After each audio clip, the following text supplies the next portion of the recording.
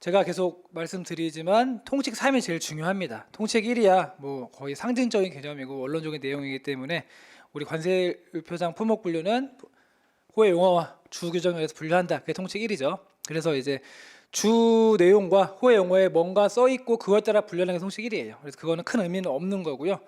그다음에 통칙 2는 특계된 물품이 있으면 그 특계된 물품만 분류하는 게 아니고 불완전한 물품, 미완성한 물품 또는 특계된 물품이 분해되거나 조립되지 않거나 또는 어떤 물품의 혼합물, 복합물 그런 물품까지도 같이 분류하는 게 통칙 2라고 설명드렸습니다. 그래서 통칙 2는 일단 통칙 1이 있어야지만 2가 연결이 되는 거예요. 예를 들어서 어떤 물품이 수입이 됐는데 제시가 됐는데 아예 특계된 물품이 없어요. 특계된 게 없다라는 거는 호의 용어가 없다라는 거잖아요.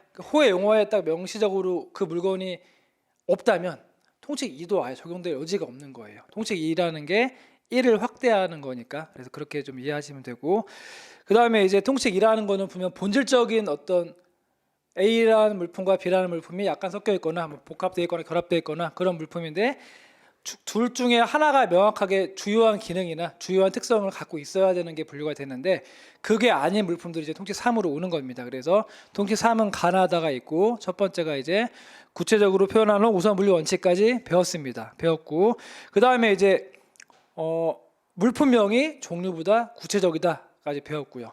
그런데 이제 특히 구체적이라고 하더라도 그 구체적인 부분이 전체를 구체화하는 게 아니고 전체 중에 일부만 구체화하는 경우에는 설사 그 품목이 더 구체적으로 써 있다고 하더라도 분류하지 않는다라고 해서 이제 컨베이어 벨트의 사례, 그 다음에 목재와 메탈로 구성된 싱크대의 사례까지 우리가 봤습니다. 거기까지 봤죠.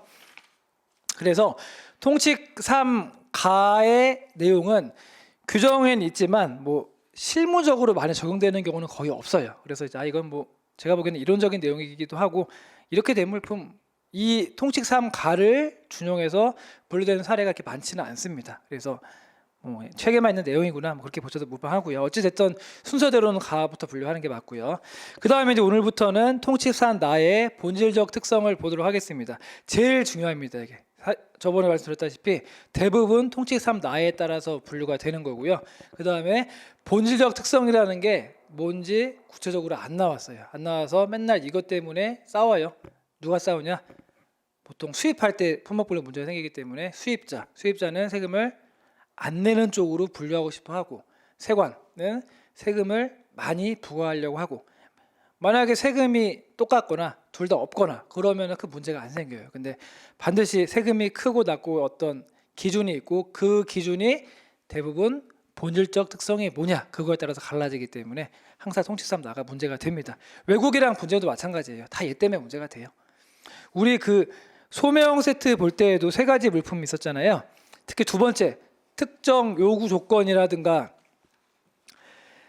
그 서로 다른 물품에 분류되는 물품이라든가 제포점 없이 판매하는 물품, 그 다음에 어떤 요구 충족이나 특정 활동을 할 때 같이 사용되는 물품이라는 조건이 있었는데 그것도 따지고 보면은 주요한 특성이랑 비슷한 거거든요. 그게 되게 애매한 굉장히 주관적인 표현인데 그것 때문에 소명 세트가 안 되는 경우가 많이 있어요. 그래서 이것도 마찬가지로 본질적 특성을 꼭 정확히 알고 계셔야 되고 제일 중요한 걸 지금부터 설명드리겠습니다. 그리고 이제 우리 그 매주 테스트를 보는 것 같아요. 테스트 보셨죠? 이번 주는 특별히 저희가 뭐 총론부터 오리엔테이션부터 해서 진도를 많이 안 나왔기 때문에 아마 나간 게 별로 없을 건데 다음 주부터는 이제 진도 나간 대로 제가 드릴 거고, 우리 수업의 이제 진도 테스트, 주간 테스트는 다 괄호치기예요. 괄호를 근데 엄한데 제가 친 게 아니고 중요한 곳에 괄호를 쳤기 때문에 거기에 들어가는 내용을 꼭 기억하시라는 차원에서 다는 못 외워도 거기에 들어가는 내용은 꼭 암기하셔야 되고 또는 이제 콩문자 공부하실 때 거기 들어가는 걸 보고 써보시라는 차원에서 괄호를 친 거니까 그런 의미예요. 이상한데 막 재밌으려고 한 거 그런 거 아니니 꼭 잘 기억하시기 바랍니다. 물론 나중에 모의고사는 이제 이상한 것도 나오고 중요하지 않은 것도 나오긴 하는데 지금은 중요한 것만 제가 괄호를 친 거니까 꼭 괄호 친 부분은 꼭 기억하셔야 됩니다. 다른 걸 몰라도 거기는 알고 가셔야 돼요. 알았죠? 통칙 3 나를 원문을부터 좀 보겠습니다. 보시면 일단 지난번에 설명드린 것처럼 통칙 3 나도 통칙 2와 마찬가지로 적용될 수 있는 예시가 총 4가지가 있어요. 하나하나 보시면 혼합물 첫 번째 나오죠. 혼합물, 그다음에 서로 다른 재료로 구성된 복합물. 세 번째는 서로 다른 구성 요소로 이루어진 복합물. 즉 하나의 문장에 두 개가 나와 있는 거예요. 서로 다른 재료로 구성된 복합물, 서로 다른 구성 요소로 이루어진 복합물. 네 번째가 소매형으로 하기 위해 세트로 된 물품으로서라고 되어 있잖아요. 그래서 여기도 이제 통칙 3나가 적용되는 사례는 네 가지. 혼합물, 서로 다른 재료로 구성된 복합물, 서로 다른 구성 요소로 이루어진 복합물, 그다음에 소매형으로 하기 위해 세트로 된 물품. 대전제가 이 네 가지 물품에 대해서 이런 경우에 있어서 그걸 구성하는 물품들의 품목 분류가 경합이 되기 때문에, 경합이라는 걸 이제 어떤 것으로 분류될지 모르기 때문에 통지 3으로 나로 분류되는구나라고까지 오는 걸로 보시면 될 것 같습니다.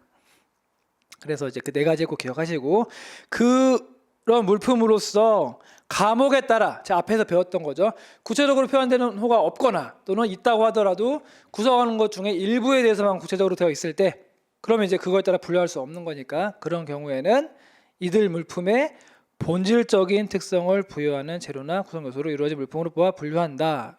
이게 원문입니다. 그래서 핵심은 본질적인 특성, 제일 중요한 거예요. 그게 내용은 뭐 크게 어려운 게 없습니다. 오히려 3가가 쓰기가 어렵고요. 3나는 쓰기는 쉬워요. 그래서 네 가지 꼭 기억하세요. 그래서 개요를 좀 보시면 말씀드린 것처럼 통칙 3가에 따라서 적용할 수 없는 경우에 하나하여 적용한다. 대전제는 순서대로 가는 거기 때문에 가가 안 돼야 됩니다. 그래서 얘네 물품에 이제 본질적인 특성을 부여한 재료 또는 구성 요소에 따라 분류한다는 규정이다라고 되어 있습니다. 그래서 혼합물, 서로 다른 재료로 구성된 복합물, 서로 다른 구성 요소로 이루어진 복합물, 소매형 세트 물품이라는 것은 각각을 구성하는 어떤 재료나 요소가 반드시 있어요. 둘 이상의 어떤 재료나 요소가 반드시 있고요. 그것 중에 뭐가 본질이지를 따져보는 거예요. 그래서 거기로 그냥 전체를 함께 분류하라는 거예요. 이해되세요? 그런 내용이라고 보시면 됩니다. 그래서 다른 그 네 가지 사례에만 그런 요소들이 있다라는 거예요. 또는 그런 재료들이 있다라는 거죠. 왜냐하면 네 가지 물품만 둘 이상의 재료나 요소로 구성이 되어 있는 거기 때문에. 아시겠죠? 예를 들어서 혼합물이 아닌 100% 어떤 특정한 물품으로 이루어진 물품은 애초에 통지 3나가 적용될 수가 없어요. 왜냐하면 둘 이상의 재료가 없기 때문에.